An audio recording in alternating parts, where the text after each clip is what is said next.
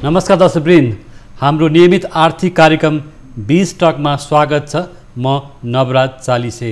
आर्थिक कार्यक्रम 20 टकमा हामीले अर्थतन्त्र, आर्थिक विषयवस्तु, त्यसरी अर्थ मन्त्रालयदेखि केन्द्रीय ब्याङ्क र ब्याङ्किङ क्षेत्रका विविध पक्षहरूका बारेमा छलफल बहस गर्दै आएका छौँ र यति बेला कोभिडको महामारीको कारणले गर्दा अर्थतन्त्र चलायमान हुन सकिरहेको छैन, रोजगारी सिर्जना हुन सकिरहेको छैन, श्रमिक मजदुरहरूको जीवन झन बढी दुःखद बन्न गइरहेको छ। यो अवस्थामा सरकारले यतिखेर प्रधानमन्त्री शेरबहादुर देउवाको नयाँ मन्त्रीमण्डल गठन भएको छ र गठबन्धनको सरकार बनेको छ र गठबन्धनको सरकारले पनि कोभिड नियन्त्रणको लागि आर्थिक कार्यक्रम, आर्थिक प्याकेज र पुनरुत्थानको कार्यक्रम ल्याउन सकिरहेको छैन र नवनियुक्त अर्थमन्त्री जनार्दन शर्माले श्वेत पत्र ल्याउँछु भन्नुभएको छ, तर श्वेत पत्र पनि आउन सकिरहेको छैन र यति बेला निवर्तमान सरकारले अध्यादेश मार्फत प्रस्तुत गरेको बजेटमै यतिखेर हामी चलिरहेका छौँ कि सरकारले नयाँ आर्थिक कार्यक्रम, नयाँ बजेट र श्वेत पत्र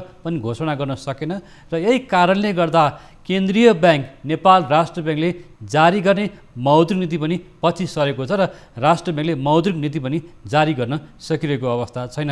यति बेला वित्तीय नीति, आर्थिक नीति बीच पनि विभिन्न तालमेल हुन नसकेको हो कि भन्ने कुरा अर्थविदहरूले टीका टिप्पणी गरिरहेको अवस्था छ र कोभिडलाई नियन्त्रण गर्न यति बेला सरकारले जुन खालको आर्थिक कार्यक्रम अथवा स्वास्थ्य क्षेत्रका कार्यक्रमहरू अगाडि बढाउनु पर्ने थियो, भ्याक्सिन लगायतका खोपका कार्यक्रमहरू खासै अगाडि बढ्न सकिरहेको छैन भन्ने गुनासो, टीका टिप्पणी आइरहेको छ। यिनै सन्दर्भहरूमा आज हामी आउँदै गरेको नयाँ मौद्रिक नीतिले के कस्तो कुराहरू, आर्थिक प्याकेजहरूलाई ल्याउनु पर्ला र राष्ट्र ब्याङ्कले ल्याउँदै गरेको मौद्रिक नीतिसँगै सरकारले ल्याउने श्वेत पत्र, आर्थिक कार्यक्रम पनि कस्तो हुनसक्छ भन्ने विषयमा हामी छलफल गर्न गइरहेका छौँ। हामीसँग नेपाल राष्ट्र ब्याङ्कका पूर्व गभर्नर डाक्टर चिरञ्जीवी नेपाल अहिले हामीसँग जोडिनु भएको छ। यहाँलाई स्वागत छ। धन्यवाद। आरामै हुनुहुन्छ? ठिक छ। केन्द्रीय ब्याङ्कमा 5 वर्षको एउटा गभर्नरको एउटा जिम्मेवारी भूमिका निर्वाह गरेर तपाईँ बाहिरिनु भयो। हजुर, बाहिरिनु भएको पनि लामै समय हुन लागिसक्यो होइन? त्यसै गरी प्रधानमन्त्रीको आर्थिक सल्लाहकार, बजेट अर्थ चाहिँ निर्माण गर्ने क्रममा अर्थ मन्त्रालयको आर्थिक सल्लाहकार, प्रमुख आर्थिक सल्लाहकार हुनुभयो। अहिले बाहिर हुनुहुन्छ। बाहिरबाट हेर्दा कस्तो देखिँदो रहेछ? ठिकै छ। बाहिरबाट हेर्दा भने मतलब तपाईँले अहिले तपाईँ स्वतन्त्र रूपमा जिम्मेवारी बाहिर हुनुहुन्छ नि त होइन? जिम्मेवारी फिल भन्दा पनि त्यति बेला बस्दाखेरि जिम्मेवारी फिल भएर गरिरहिया हुन्थ्यो। एउटा इन्स्टिट्युसन, एउटा जिम्मेवार भएर, जसले गर्दाखेरि आफ्नो जिम्मेवारी पुरा गर्न स्थितिमा भइन्थ्यो भने अब अहिले जिम्मेवारी भन्दा पनि मुलुकको बारेमा, अरू समग्र स्थितिको बारेमा सोचेर एक किसिमले आनन्द पनि भइरहेछ। तपाईँलाई भन्दाखेरि आनन्द भनेको कस्तो? आनन्द भनेको चाहिँ आफूले कमसेकम जिम्मेवारी धेरै वर्षपछि चाहिँ जिम्मेवारीदेखि अलग हुँदाखेरि पनि आनन्द हुँदो रहेछ। कतिलाई दिक्क लाग्ने, मलाई चाहिँ आनन्द भएको छ। तर अर्थविद डाक्टर चिरञ्जीवी नेपालले भने लेख रचना लेख्ने अथवा टीका टिप्पणी गर्दै आउनुभएको थियो। गरिरहेको छु। त्यो स्वतन्त्र रूपमा अलि चुपचाप भने मतलब यो कोभिडले गर्दा पनि हो। तर यहाँले खबरदारी गर्ने ठाउँहरू त छ नि? छ। मजाले तपाईँले सोध्नुहोस् न, म खबरदारी गरिहाल्छु कहाँ के गर्नुपर्छ। केन्द्रीय ब्याङ्कमा बसेर तपाईँले मौद्रिक नीतिहरू ल्याउँदै गर्दा त्यति बेलाको अनुभव पनि तपाईँसँग छ। अहिले राष्ट्र ब्याङ्कलाई सकस जस्तो भइरहेको छ, त्यो सकस जस्तो देखिएको छ। अर्थमन्त्रीले केही समयपछि ल्याउनुहोस् भन्नुभएको छ, गभर्नरले अथवा केन्द्रीय ब्याङ्कले ल्याउन सकिरहेको छैन। त्यो विषय के हो? अहिले बाहिर यो कुराहरू आउन थालेको छ। अनि यो के हो भन्दा तपाईँहरू हामी स्पष्ट हुनुपर्छ। केन्द्रीय ब्याङ्क के एउटा अविच्छिन्न स्वतन्त्र संस्था हो, तर सरकारले नै निर्माण गरेको अङ्ग हो। त्यसमा पनि त्यो पनि छ। तर उसले आफ्नो मोनिटरी पोलिसी, मौद्रिक नीतिको र आफ्नो कार्यक्रम, वित्तीय स्थायित्व र मुद्रास्फीतिको लागि चाहिँ नि उसले आफ्नो कार्यक्रम आफ्नो तरिकाले चाहिँ ल्याउनलाई ऊ स्वतन्त्र छ। र अर्को चिज तपाईँको दफा 3 मै छ राष्ट्र ब्याङ्कको। र अर्को कुरा नेपाल राष्ट्र ब्याङ्कको लाई तपाईँले भन्ने हो भने 79 दफामा स्पष्ट रूपमा के लेखिएको छ भन्दा नेपाल सरकारको आर्थिक वर्ष नेपाल राष्ट्र ब्याङ्कको आर्थिक वर्ष सरह नै हुनेछ, दुईटैको आर्थिक वर्ष एउटै हुन्छ। बजेट ल्याएपछि आर्थिक होइन, आर्थिक वर्ष एउटै हुनेछ भन्ने र 94 दफामा स्पष्ट छ कि नेपाल राष्ट्र ब्याङ्कले हरेक वर्ष मौद्रिक नीति लिएर आउँछ र पहिलाको मौद्रिक नीतिलाई सेवालोकन गर्छ, नयाँ मौद्रिक नीतिलाई विस्तृत रूपमा सार्वजनिक गर्छ भन्ने स्पष्ट रूपमा भएको हुँदा नेपाल राष्ट्र ब्याङ्कलाई मौद्रिक नीति ल्याउनलाई केही अप्ठ्यारो छैन, ल्याउन सक्छ उसले। किन भन्दा बजारमा पैसा त छ, मौद्रिक व्यवस्थापन गर्ने न हो मौद्रिक नीति भनेको। बजारमा भएको पैसालाई हरेक वार्षिक रूपमा त्यसमा त्यो लङ टर्ममा र सर्ट टर्ममा गरेर नीतिगत कुराहरू मौद्रिक व्यवस्थापनको लागि मौद्रिक नीतिमा आउँछ। त्यसले गर्दाखेरि त्यो मौद्रिक नीतिमा आउने नीतिगत व्यवस्थापनको सन्दर्भमा सरकारले ल्याएको फिस्कल पोलिसी, सरकारको त फिस्कल पोलिसीमा ट्याक्स सम्बन्धी र विकास निर्माणका काम सम्बन्धी हुन्छ, बढी राजस्व कसरी उठाउने होइन र खर्चको सम्बन्धी चाहिँ कुराहरू हुन्छ र ट्याक्स सम्बन्धी कुराहरू हुन्छ। त्यसले गर्दा आएको त्यो पैसा सरकारले गरेको पैसा खर्च कहाँ गर्छ? बजारमा जान्छ। त्यो बजारमा भएको मुद्रालाई व्यवस्था, अहिले पनि बजारमा पैसा छ, बजारमा 800 खरब के अरे 800 अरबभन्दा बढी पैसा छ बजारमा अहिले। त्यो पैसालाई किन वार्षिक रूपमा मुद्रा व्यवस्थापन गर्ने त्यो क्षेत्रमा त्यसको लागि मौद्रिक नीति चाहिने हो, जसले गर्दा मुद्रास्फीति नबढोस्, नीतिगत रूपमा वित्तीय स्थायित्व खलल नहोस् भनेर केन्द्रीय ब्याङ्कले संसारमा जहाँ पनि। तर यति बेला केन्द्रीय ब्याङ्कले मौद्रिक नीति ल्याउन सकिरहेको छैन। ल्याउनु पर्छ, ल्याउनै पर्ने हो। किन भनेर भन्दाखेरि ढिलो त भयो। तर अर्थमन्त्रीको आशय बुझेर ल्याउने हो कि के? होइन, अर्थमन्त्रीको आशय बुझ्नु पर्दैन, किन केन्द्रीय ब्याङ्क स्वतन्त्र छ, आफ्नो बोर्ड छ, उसले चाह्यो भने त्यो त मन्त्री र तपाईँको हो। तपाईँले यो के बुझ्नुहोस् भन्दा अर्थ मन्त्रालय र केन्द्रीय ब्याङ्कको यो नेपालमा मात्रै होइन, संसारभरि अलिकति अप्ठ्यारो। किन अर्थ मन्त्रालयमा पनि अब राजनीतिक आर्थिक कार्यक्रमहरू दलहरू आउने बित्तिकै आउँछ, बजेट आउँछ। त्यसले गर्दाखेरि उसले त्यो हेरेर अब आर्थिक रूपमा स्वतन्त्र काम गर्ने भन्ने केन्द्रीय ब्याङ्क हुन्छ हरेक देशमा। त्यसले गर्दा उसले बेला बेला अलिकति अप्ठ्यारो संसारभरि पारिरहेको। तर अहिले के देखिएको छ भने नयाँ बन्नुभएको अर्थमन्त्रीले निवर्तमान सरकार केपी शर्मा ओलीको सरकारले प्रस्तुत गरेको बजेट जुन अध्यादेश मार्फत अध्यादेशबाट त्यो बजेटको स्वामित्व पनि लिन नचाहेको, तर नयाँ कार्यक्रम पनि घोषणा नगरिसकेको अवस्था देखिन्छ। होइन, स्वामित्व त तपाईँको उसमै स्पष्ट रूपमा उसले नै अदालतले नै अध्यादेशबाट ल्याएको बजेटमा त्यति सन्तुष्टि देखाएको छैन अदालत निर्णयमै। त्यसले गर्दा भनौँ न अहिले संसद पुनर्स्थापन भइसकेपछि कमसेकम सरकारको कार्यक्रमहरू चाहिँ संसदबाटै अनुमोदन भएरै या केही संशोधन भएर जानुपर्छ भन्ने त्यो वातावरण बनिसकेको छ, सायद त्यही नै होला। त्यो हुँदाहुँदै जेनरल कामहरू त जेनरल अब अहिलेको स्थितिमा तपाईँले भन्नुहुन्छ कि अब साधारण खर्च त भइ नै रहेछ, भएको छैन, सामान्य विकास निर्माणका काम लगायत यिनीहरू नभए। त्यस कारणले गर्दाखेरि यो जनरल काम भइ पनि रहेको छ। अब सरकारले त लिएर आउँछ, निश्चय पनि हिजोको दिनमा पनि ल्याएकै थिए, हिजोको उसमा पनि धेरैचोटि सरकार परिवर्तन सप्लिमेन्ट्री बजेटको रूपमै कतिचोटि आएको छ नेपालमा। त्यसले गर्दा यो सरकारले पनि ल्याउला। किन भन्दा अब एक किसिमले अब तीनवटा दल भनौँ मिलेर बनेको सरकार छ अहिले।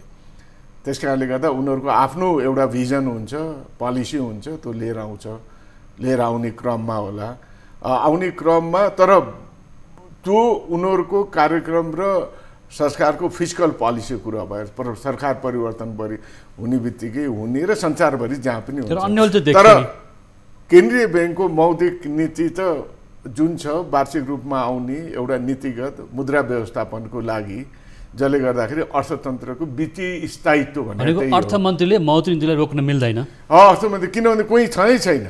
तर एउटा चिज चाहिँ नि तपाईँलाई यो पनि भनौँ कि राष्ट्र ब्याङ्कको एक्ट संशोधन गरेर क्याबिनेटबाट नेपाल सरकारले क्याबिनेट 106 के अरे उसको नेपाल राष्ट्र ब्याङ्क एक्ट 106 मा दफा 106 को गमा सरकारले केन्द्रीय ब्याङ्कलाई निर्देशन दिन पाउँछ वित्त मुद्रा लगायतका क्षेत्रमा भनेर स्पष्ट रूपमा लेखेर त्यो निर्देशन मान्नुपर्ने भन्ने छ। तर यसको मतलब गभर्नरले अहिले भनौँ न एकलौटी तरिकाले म एउटा चाहिँ मौद्रिक नीति जारी गर्छु भन्ने अवस्था चाह्यो भने होइन, चाह्यो भने किन भनेर भन्दा रोक्न खोज्ने त त्यो आफ्नो ऊ हो। हेर्नुहोस् यो तपाईँको भने जस्तो सजिलो र सहज हुँदैन। मेरो बेलामा पनि प्रधानमन्त्रीलाई हेर्नु मन लाग्छ भनेर तयार भइसकेको मौद्रिक नीति गयो, त्यो 2 दिनसम्म पनि 1-2 दिनपछि दिने भन्ने कुरा आयो।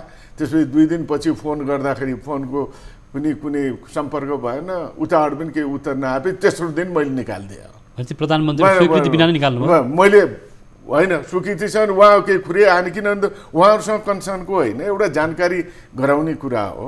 केन्द्रीय ब्याङ्कले मौद्रिक नीति हामी निकाल्दैछौँ भनेर सरकारलाई जानकारी त गराउनु, सरकारकै एउटा अङ्ग स्थापना गरेको अङ्ग हो नि त्यो पनि, त्यसले गर्दा जानकारी त हुने स्वाभाविक हो। किन अर्को फेरि केन्द्रीय ब्याङ्कमा अर्थ सचिवै बोर्डमा मेम्बर हुन्छ, त्यसले गर्दा उसलाई नै थाहा हुन्छ सब हरेक कुराहरू। त्यसले अर्थ सचिव नै सरकारको पुलको रूपमा काम गरिरहेको हुन्छ सरकारको तर्फबाट।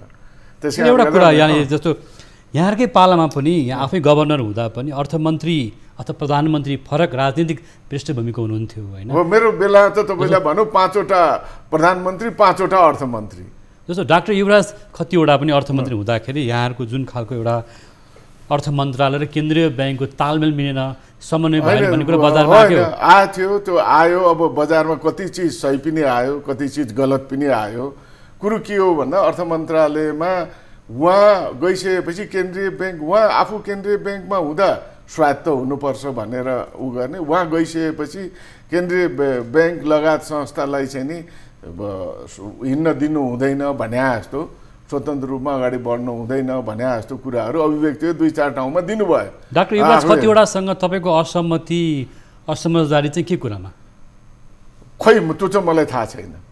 मलाई किन थाहा छैन भन्दा मैले आफ्नो काम मजाले गरेँ, तर कति चिज उहाँहरूले नगर्नु भनेर आउँथ्यो, गर्नुहुन्न भनेर आउँथ्यो। मैले कुनै चिज मोनिटरी पोलिसी टाइममा निकाल्ने, मोनिटरी पोलिसी भनेको सबभन्दा महत्त्वपूर्ण कुरा हो, केन्द्रीय ब्याङ्कको मेन फङ्सनै त्यही हो।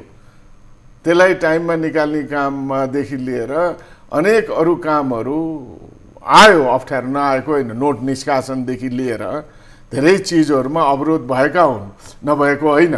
तर त्यो अवरोधकोमा पनि अब केन्द्रीय ब्याङ्कले काम गर्न सक्यो त्यति बेला, भयो। किन भन्दा अब राजनीतिक पृष्ठभूमि पनि होला, कतिलाई हटाएर 2/3 सरकार एउटै मात्रै चाहिँ नि एक किसिमले काङ्ग्रेस र एमाले गरे हो। मलाई त्यति बेला सुशील कोइरालाको पालीमा प्रधानमन्त्री उहाँ हुनुहुन्थ्यो, सुशील कोइराला।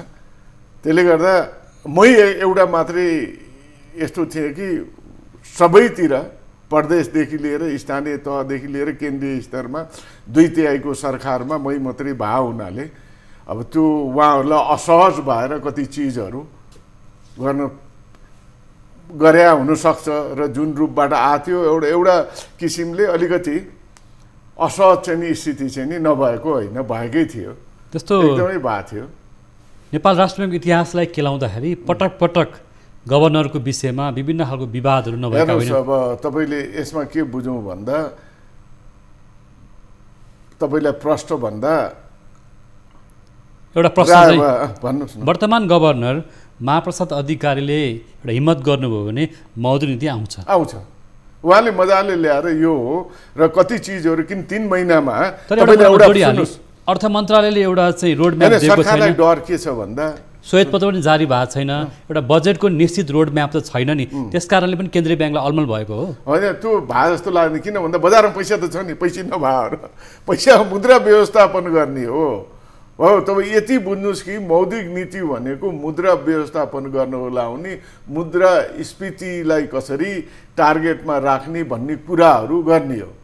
जसले गर्दा भोलि सरकारले आफ्नो उद्देश्यमा भने ग्रोथलाई अलिकति तलमाथि गर्ला या मुद्रास्फीतिलाई तलमाथि गर्ला, त्यो एड्रेस गर्न सकिन्छ। किन 3 महिनामा केन्द्रीय ब्याङ्कको के छ भन्दाखेरि मौद्रिक नीतिलाई समीक्षा गर्ने प्रचलन मेरै बेलादेखि सुरु भयो। त्यस कारणले गर्दा त्यसमा कुनै दुविधा पर्दै नपरौँ।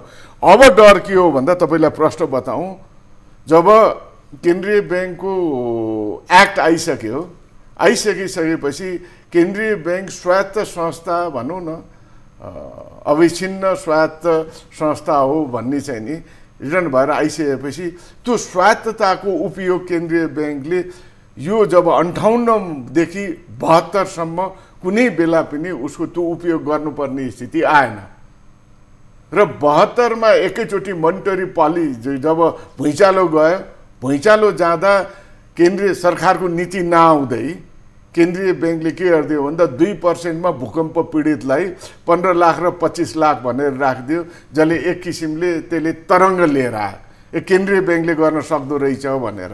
त्यसमा कसैको समझदारी होइन, केन्द्रीय ब्याङ्क आफैले गरे त्यो होइन। दोस्रो तपाईँको अर्को के भयो भनेर भन्दा तपाईँले कुरो बुझ्नु भएको छ। अनि सुन्नु, यो मैले कसरी डराए कि केन्द्रीय ब्याङ्कसँग सरकार डराउनु पर्ने कारणको तपाईँलाई बताउँदैछु। त्यसपछि दोस्रो पोइन्ट, विदेशमा जब भूकम्पपछि चाहिँ नि बाहिरबाट पैसा आएपछि आफ्नो व्यक्तिगत खाता खोलेर पैसा राख्न खोज्दा केन्द्रीय ब्याङ्कले इयरमार्क गरेर प्रधानमन्त्री राहत कोष नेपाल सरकारकोमा पैसा जति पनि भूकम्पपछि खुलेका छन् ती सबैलाई त्यहाँ पैसा त्यहाँ राख्ने भनिसकेपछि त्यसले अर्को तरङ्ग लिएर आयो।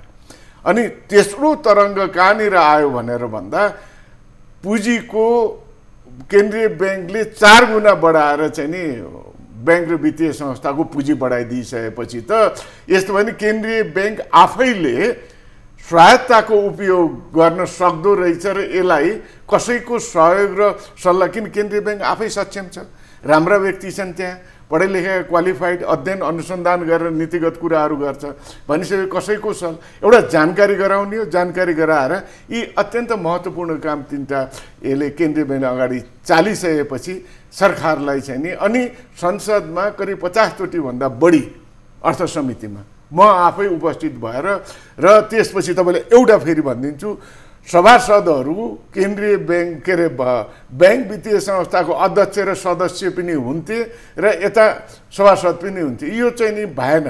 केन्द्रीय ब्याङ्कको आफ्नो स्वायत्तताको बारेमा तपाईँले खुलेर बताइहाल्नु भयो होइन, जस्तो तपाईँसँग भएन भनौँ न। तपाईँलाई यो कुरा मैले अझै स्पष्ट पार्नुपर्छ, जसले गर्दाखेरि यो कन्फ्लिक्ट अफ इन्ट्रेस्ट भयो। एउटै व्यक्ति अर्थ समिति लगायत समितिमा बस्ने सभासद भएर त्यही व्यक्ति ब्याङ्कको वित्तीय संस्थाको अध्यक्ष र सदस्य हुनु मिल्दैन भनेर त्यो पनि केन्द्रीय ब्याङ्कले हटाइसकेपछि पूर्व र बहालवाला अर्थमन्त्री बसेर केन्द्रीय ब्याङ्कको गभर्नर लगायत अर्थ सचिवलाई राखेर यो फिर्ता लिनुहोस्, हुँदैन भन्दा त्यति बेला मैले स्पष्ट रूपमा यो फिर्ता हुँदैन, नीतिगत कुरा आइसक्यो केन्द्रीय ब्याङ्कको, साखको कुरा छ र यो लङ टर्मको लागि हो, वित्तीय स्थायीलाई भनिसकेपछि उहाँहरूले सुन्नुहोस्। अब यसलाई फेरि म तपाईँलाई एन्ड गर्छु, त्यसपछि तपाईँले सोध्नु। अनि त्यसपछि उहाँहरूले केन्द्रीय ब्याङ्कलाई थाहा नराखेको कुरा एकैचोटि 106 दफा राखेर उसबाट के अरे पार्लियामेन्टबाट त्यति बेला नेपाली काङ्ग्रेस, माओवादी,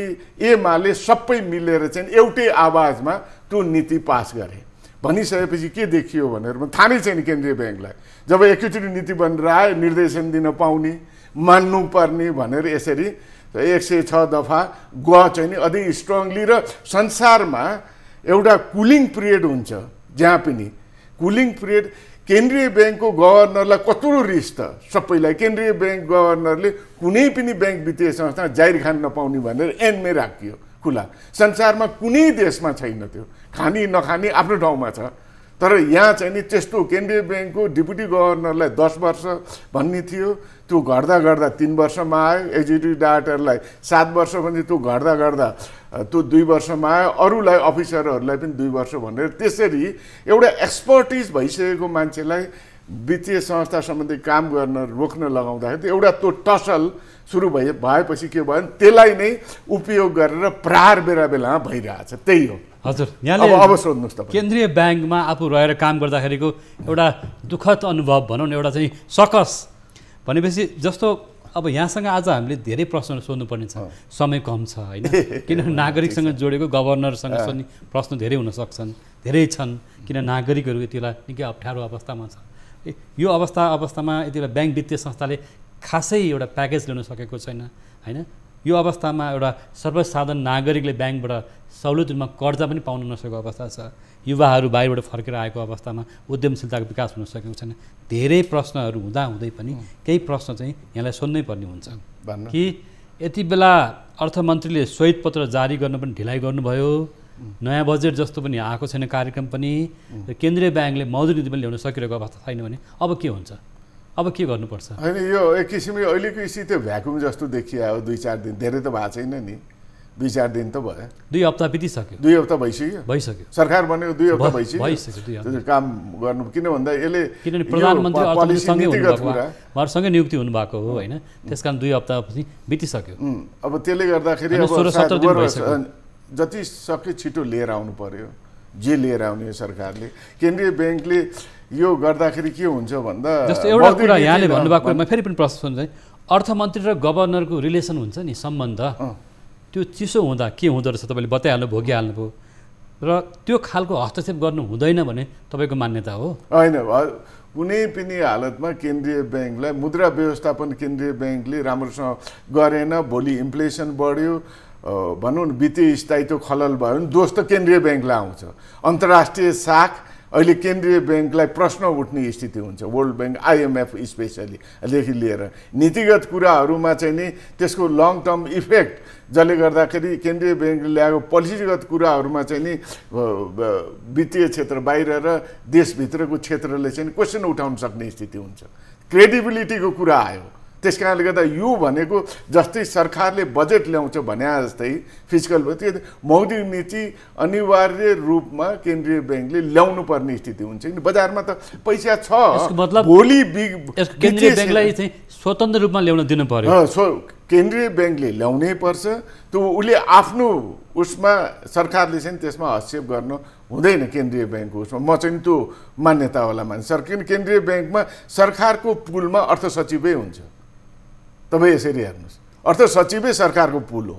त्यसले गर्दाखेरि अब भ्याकुमको रूपमा अहिले क्रिएट गरेर, यो त भ्याकुम भयो, मिडिया पनि केही बोलेको छैन, पत्रकारहरू पनि सब चुपचाप। म अचम्म मानेको छु, जबकि म गभर्नर हुँदाखेरि मेरो फरमा आएन होला, अगेन्स्टमा त आइरहेको हुन्थ्यो कुरा होइन, विरोधमा आइरहेको हुन्थ्यो उसमा, किनभने म एक्लो थिएँ त्यति बेला, किन 2/3 सरकार त्यति बेला। त्यसले गर्दा मिडियाले पनि सरकारको विरोधमा बोल्नु सक्दैन थियो, मेरै अगेन्स्टमा आउँथ्यो। अहिले त म आफै अचम्म मानेको छु, न कतैबाट कुनै मिडियाले पनि कुरो हुनु। यत्रो भ्याकुम एउटा अर्थतन्त्रकोमा कुनै नीति 15 दिनभन्दा बढी नीति नै भ्याकुम हुँदा कुनै पनि नीति आइरहेको छैन। न केन्द्रीय ब्याङ्कको पोलिसी के अरे मोनिटरी पोलिसी आएको छ, सरकारले त आफ्नो एउटा टाइम लिएर अगाडि बढ्ला अरे। तर बजारमा भएको पैसाकोलाई कसले हेरेको छ त, कुन रूपमा हेर्ने? कि अन्तर्राष्ट्रिय साखमा के हुन्छ, किन मुलुकको पनि त असर पर्यो, त्यो सरकारलाई पनि असर पर्यो। केन्द्रीय ब्याङ्कलाई भोलि तपाईँ हामीले दोष देला अरे, तर अन्तर्राष्ट्रिय स्तरमा सरकारलाई पनि त दोष आउँछ नि। भनेपछि आज हामी कुराकानी गर्दाखेरि नयाँ आर्थिक वर्ष सुरु भइसकेको 2 हप्ता बितिसक्दा पनि होइन, न मौद्रिक नीति छ, न नयाँ बजेटको स्पष्ट ढाँचा छ भन्ने अन्य दुविधा छ, एउटा पाटो। अर्को एउटा कुरा यहाँले अघि उठाउँदै हुनुहुन्थ्यो, ब्याङ्क वित्तीय संस्थाहरूलाई सुशासनमा राख्ने प्रयास यहाँको पालामा कति भयो कि भने हामीका उद्योगी व्यवसायहरू व्यापारमा पनि छन्, ब्याङ्कमा वित्तीय संस्थाहरू पनि उनी सञ्चालक छन्, अध्यक्ष छन्, के छन् होइन, बोर्डमा छन्। यसले गर्दाखेरि लगानीमा भनौँ न एउटा त्यो खालको प्रभाव पर्न सक्छ, अथवा यहाँले भन्नुभयो स्वार्थहरू बाजिन सक्छ, स्वार्थमा जान सक्छ भन्ने कुरा निकै आइरहेको छ नि त। त्यो आइरहेछ। अहिले सरकारमा पनि व्यवसायी मन्त्रीहरू आउन थालेका छन्।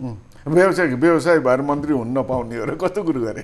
व्यवसायी भएर एउटा इथिक हुन्छ, त्यो इथिकभित्र बस्यो भने त जो पनि स्वतन्त्र नागरिक भएपछि पाउनुपर्छ नि। तर के देखियो भन्दाखेरि अहिले जस्तो यहाँको पाला अब गलत मान्छे भनौँ न तपाईँलाई, यस्तो कुरो भने मेरो अधिकार छ मुलुकमा, म केही गर्न चाहन्छु भने म किन नपाउने? भने जस्तै हुन्छ व्यापार व्यवसाय जुन क्षेत्रमा भए पनि मुलुकलाई केही राम्रो गर्न चाहन्छ भने आउन पाए नि। कन्फ्लिक्ट अफ इन्ट्रेस्ट त हुनसक्छ होला नि। कन्फ्लिक्ट अफ इन्ट्रेस्टको लागि एउटा चिज तपाईँ मैले भनिनँ, एउटा चिज के हुन्छ भन्दा मैले एउटै चिज तपाईँलाई के बताएँ भन्दा मैले त्यो उसमा पनि बताएको, अर्थ समितिमा पनि बारम्बार भने त्यो कन्फ्लिक्ट अफ इन्ट्रेस्टको कुरा, बाफियाको कुरामा, यही राष्ट्र ब्याङ्क एक्टको कुरामा विजय माल्यको उदाहरणै दिएका थिए। आफै इन्डियाको अर्थ समितिमा बसेर आफै अर्थ समितिको सभापति भएर देवेगौडा प्रधानमन्त्री हुँदा भएर आफै चाहिँ नि पैसा एरोप्लेनदेखि लिएर किङफिसरदेखि लिएर सबै चाहिँ नि किङफिसर बियरमा प्लेनमा गर्दाखेरि 16,000 करोडभन्दा बढी पैसा चाहिँ नि डुबे। कति ब्याङ्कहरूलाई असर पर्यो। अब ऊ त्यो व्यक्ति त अहिले पनि ब्ल्याक लिस्टेड भएर फरारै छन्। भनेको मतलब यो के हो भनेर भन्दाखेरि अब सम्बन्धित व्यक्ति जो जान्छ कुन क्षेत्रमा, त्यस कारणले गर्दा तपाईँलाई मैले भने कि मैले त्यति बेला धेरै विरोध हुँदाहुँदै तपाईँहरू ब्याङ्कको नहुनुहोस्, ब्याङ्कमा अरू समितिमा बस्नु, अर्थ समितिमा नबसेर, या ब्याङ्क वित्तीय संस्थामा सभासद लगायत चाहिँ नि गाउँको ऊ पनि हुन नपाउने भन्ने यस्तै गरी हामीले चाहिँ एउटा निर्देशन नै निकालेको छ। जसले गर्दा भएन। त्यसले गर्दा कन्फ्लिक्ट अफ इन्ट्रेस्ट भन्ने हुन्छ। उतै वाणिज्य महासङ्घबाट यो कुरा पटक पटक विगतमा उठेकै हो। उहाँहरूले बालुवाटारमा प्रधानमन्त्रीलाई गरेर चाहिँ भेटघाट गर्नुभएकै हो कि एउटै व्यक्तिको ब्याङ्क पनि सञ्चालक छ, उद्योग पनि छ, ट्रेडिङ पनि छ। यसले गर्दा कुनै स्वार्थहरू बाज्ने, त्यसले वित्तीय तपाईँले त्यही कुरो उठाएर अहिले राष्ट्र ब्याङ्कलाई चिन्ता पनि त्यही हो।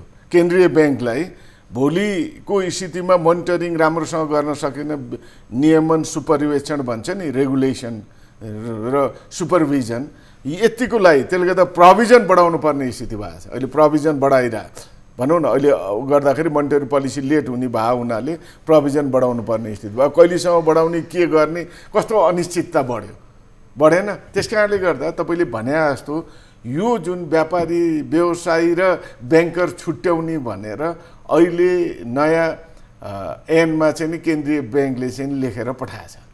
नयाँ जुन राष्ट्र ब्याङ्क एक्ट जुन सन् उसको लागि पठाएको, त्यसमा छलफल भयो भने त्यो तपाईँको व्यापारी र व्यवसायी र ब्याङ्कर चाहिँ छुट्टिन्छन्। जो ब्याङ्कका सञ्चालकहरूलाई पनि अब भनौँ बोर्डमै भनौँ न, अब व्यापारी व्यवसायहरूको अलिकति भनौँ पहुँच भएका व्यक्तिहरूको त दबाब जाँदो रहेछ नि त।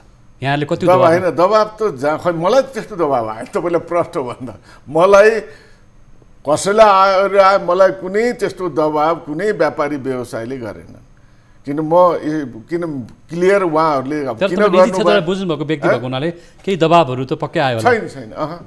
उहाँहरूलाई कुनै पनि आएन, किन स्पष्ट त्यो पहिले क्लियर थिए, म पनि क्लियर थिएँ र उहाँहरू पनि क्लियर हुनुहुन्थ्यो कि केन्द्रीय ब्याङ्कले व्यापार व्यवसाय गर्ने व्यवसाय गर्नुहोस्, व्यापार गर्ने व्यापार, किन व्यवसायबाटै यो कुरा पनि आइरहेछ। तर ब्याङ्कको सिओहरूको पटक पटक एउटा व्यवस्थापकहरूबाट उहाँहरूलाई दबाब आउँछ, अथवा भनौँ न एउटा प्रमुख कार्यकारी अधिकृत हो, त्यो जागिर पनि टुङ्गो छैन भन्नुहुन्छ उहाँहरू पटक पटक। तपाईँलाई त्यही चिज भएर पछि कुलिङ पिरियड राखेको पनि त्यही बेला सिओले एक ठाउँबाट अरू ठाउँमा जम्प गर्दाखेरि 6 महिना, कुनै पनि त के अरे म्युजिकल चेयर चाहिँ घुमे हुने भयो हुनाले भएन। किन एउटा ब्याङ्कमा अप्ठ्यारो पारेर फेरि अर्को ब्याङ्क जाने, त्यही ग्रुप चाहिँ भएर 6 महिना कुलिङ पिरियड राखेको त्यति बेलै हो। र अर्को चाहिँ तपाईँलाई अचम्म लाग्दो होला कि अहिले पनि भनौँ, मेरै प्रश्न थपे फेरि भन्नुहोस्। जस्तो अब यहाँ गभर्नर भएर बाहिर बस्नु भएको छ, यति बेला ब्याङ्कहरूसँग भएको रकमले उद्यमशीलता आर्थिक विकास गर्न त्यो लगानी भएन, केही सीमित व्यक्तिको पहुँचमा गयो होइन। किसान, मजदुर, उद्यमहरू अथवा उद्यमशीलता युवाहरू फर्केको अवस्था छ, लगानी नै गर्दैनन् ब्याङ्कले भन्छन्। तपाईँले त्यो कुरा त्यो होइन, त्यो तपाईँले त्यो के भने हेर्नुहोस्, एउटा चिज के मान्नुहोस् भन्दा ब्याङ्कले लाइन लाएर पैसा बाँड्ने होइन। तर पैसा पाउन गाह्रो छ, कार्यविधि अनुसार कर्जा पाउन निकै गाह्रो छ भन्ने गुनासो छ। गाह्रो त पैसा लिनलाई त गाह्रो त भइहाल्छ, किन सबै प्रावधान पुरा गर्नुपर्छ। अप्ठ्यारो हुन्छ, कति ब्याङ्कहरूले दुःख दिन्छन् कि मै जाँदाखेरि कृषिको लोन 3 जनाले मात्रै पाएको थिएँ आजभन्दा 7 वर्ष जब मैले जोइन गरेँ। पछि सिओ साहबहरूलाई बोलाएर अध्यक्षहरूलाई रिपिटेडली 10औं चोटि मिटिङ भयो होला, 20औं चोटि मिटिङ भयो, भइसकेपछि अहिले कति 60-70 हजार भन्दा बढी छ कृषिको लोन गएको। मैले भनौँ न अहिले अरबौं रुपियाँ बजेटमा शैक्षिक प्रमाणपत्र पनि राखेर सर्टिफिकेट राखेर लोन पाइन्छ होइन। त्यो बजेटमा आयो हो, त्यही भने तपाईँलाई कहाँनिर केन्द्रीय ब्याङ्कले कस्तो चाहिँ, यसमा केन्द्रीय ब्याङ्क फ्लेक्सिबल हुने चिज हुँदैन भने पब्लिकको पैसा हो, त्यो पब्लिकको पैसा केन्द्रीय ब्याङ्कले तिमीहरूले दिनै पर्छ भनेर कसरी दिने? सरकारले ल्याएको चिजलाई पनि कार्यविधि बनाएर जसले गर्दा त्यो फिर्ता हुन्छ भन्ने देखियो भने न ब्याङ्कले दिने हो। केन्द्रीय ब्याङ्कले पनि जेमा पनि प्रेसर दिनु त कहाँ मिल्छ तपाईँको? त्यो भन्ने बित्तिकै सरकारले ल्याएको प्रोग्रामलाई तपाईँ हेर्नुहोस्, एउटा चिज हामी के स्पष्ट हुनु पर्यो भने मौद्रिक नीतिको उद्देश्य मुद्रास्फीति एक नम्बर उद्देश्य मुद्रास्फीतिलाई कन्ट्रोल गर्ने, दोस्रो उद्देश्य सरकारले लिएको आर्थिक क्रियाकलाप सरकारले लिएको आर्थिक वृद्धिलाई सहयोग गर्ने भन्ने हो। तर मेजर कन्सर्न चाहिँ नि मुद्रास्फीति, त्यसले मुद्रा व्यवस्थापन नै अत्यन्त महत्त्वपूर्ण कुरा हो। डाक्टर साहब, अब अलिकति श्वेत पत्रको यहाँको बारेमा केही सुझाव पनि दिनु होला। तत्कालीन अर्थमन्त्रीले त्यतिखेर डाक्टर युवराज खतिवडै हुनुहुन्थ्यो, उहाँले श्वेत पत्र जारी गर्दै गर्दा ढुकुटी रित्तियो, केही रहन्छ भन्ने जस्तो कुरा गर्नुभएको थियो र अहिले पनि श्वेत पत्र ल्याउने तयारी भइरहेको छ। श्वेत पत्र चाहिँ एउटा राजनीतिक पूर्वाग्रहभन्दा माथि रहेर वास्तविक एउटा ब्ल्याक एन्ड व्हाइट ल्याउनु पर्दा चाहिँ तपाईँको सुझाव के छ? होइन, त्यो श्वेत पत्र भनेकै त्यही हो, स्पष्ट रूपमा जे छ सिचुएसन, समस्या के छ, यसका समाधानको उपाय के हुन् भनेर राखेर लिएर आउने। अहिलेको अर्थमन्त्रीलाई त यति सजिलो छ, उहाँ पूर्व अर्थमन्त्रीले जुन श्वेत पत्र ल्याउनु भयो नि त्यो बुदा यथावतै छ। एक दुईटा मात्रै ब्याङ्कको शाखा 392 कि 93 थियो, पछि चाहिँ नि अहिले बढेर भनौँ न 1050 पुगेको छ, मतलब करिब 400 होला ब्याङ्कको शाखा थियो मानौँ त्यति बेला। त मैले हेरेको थिएँ श्वेत पत्र ब्रिफ रूपमा, नाइ भने समग्र रूपमा राजस्वमै के अरे निर्भर छ, देशको रिमिटेन्समै निर्भर छ, उद्योग आयोजनाहरू ठुला उद्योग आयोजना कुनै भएको छैनन्। जति उहाँले जे भन्नुभएको छ रेमिटेन्समै मुलुकको अर्थतन्त्र भने जति पनि बुतागत रूपमा श्वेत पत्रमा त्यति बेला दिनुभएको छ, ठ्याक्कै त्यही नै अहिले यथार्थमा त्यही छ स्थिति, यसमा कुनै फरक छैन। त्यसले गर्दा अहिलेको अर्थमन्त्रीले धेरै दिमाग खियाएर या अहिलेको यो सरकारले दिमाग खियाएर एकदम यो गर्ने भने स्पष्ट रूपमा भएको कुराहरू अहिले जुन त्यति बेला उहाँले राख्नु भएको कुरामा कुनै परिवर्तन छैन। एक दुईटा केही परिवर्तन भयो भने सब उस्तै। ल आर्थिक वृद्धिको बारेमा चाहिँ नि सरकारको त्यति बेला तपाईँलाई भनौँ म कि सङ्घीयता आउनुभन्दा अगाडि जति खर्च हुन्थ्यो पुँजीगत खर्च, सङ्घीयता आइसकेपछि त्योभन्दा पनि कम पुँजीगत खर्च भएको छ, जसले आर्थिक वृद्धिको मेन श्रेय ब्याङ्क र वित्तीय संस्थाको पुँजी वृद्धिले गर्दाखेरि के भयो भनेर भन्दा ब्याङ्क र वित्तीय संस्था त्यो पुँजी वृद्धिलाई आधार बनाएर कर्जा विस्तार व्यापक गरे, जसले गर्दा तपाईँलाई उदाहरण दिउँ करिब 1400 अरब के अरे ब्याङ्कमा चाहिँ नि ऋण विस्तार थियो भने मैले छोड्दा 3300 अरब, अहिले ऋण विस्तार 3700 अरब छ। त्यसको प्रभावले गर्दा आर्थिक वृद्धिलाई ब्याङ्कको पुँजी विस्तारले चाहिँ नि सहयोग पुर्याएर 6 देखि 7% भयो। नाइ भने अर्को कुनै आधार सरकारले काम गरेर धेरै राम्रो आयोजनाहरू निर्माण गरेर रोजगारी सिर्जना गरेर देशको अर्थतन्त्रमा टेवा पुग्यो भन्ने चाहिँ मलाई लाग्दैन हो। मेरो एउटा कुरा जस्तो पछिल्लो दिनमा व्यापार घाटा बढिरहेको अवस्था छ हो भनिहालेँ नि, म त्यति बेला पनि व्यापार घाटा थियो श्वेत पत्रमा छ, व्यापार घाटा एकदम बढेको छ भनेर। ब्याङ्क वित्तीय संस्थाहरूले यदि साँच्चै अर्थतन्त्र चलायमान बनाउने हो भने तपाईँको एकदम भित्री सुझाव क्या, कमसे जनताको आय आर्जन वृद्धि गर्ने, निजी क्षेत्रलाई अगाडि बढाउने होइन, कर्जा विस्तार गर्ने भनेर हाम्रा ब्याङ्क वित्तीय संस्थाहरूले घरिघरि के भनेको हुन्छ, तरलता छ अहिले भनेको हुन्छ, घरिघरि धेरै चाहिँ अधिक रकम ब्याङ्कमा थुप्रियो ढुकुटियो भनेको छ। संसारमा जहाँ पनि त्यही हो। यति बेलाको अवस्था चाहिँ के छ ब्याङ्कको अवस्था? ब्याङ्कको अवस्था अहिले पनि अहिले त तरलता छ होइन, किनभने अब फेरि बजेट आउँछ, अझै बढ्छ पैसा, बजेट नयाँ आइसकेपछि आर्थिक प्याकेजै आउला नयाँ सरकारको। त्यसले गर्दाखेरि अब के हो भन्दा सबभन्दा गाह्रो ऋण दिनको लागि साना तथा मझौला उद्योग, अत्यधिक धेरै व्यापार व्यवसाय गर्ने त्यो ग्रुप पनि त्यही हो, अनौपचारिक क्षेत्रमा पनि देखिएको त्यही हो।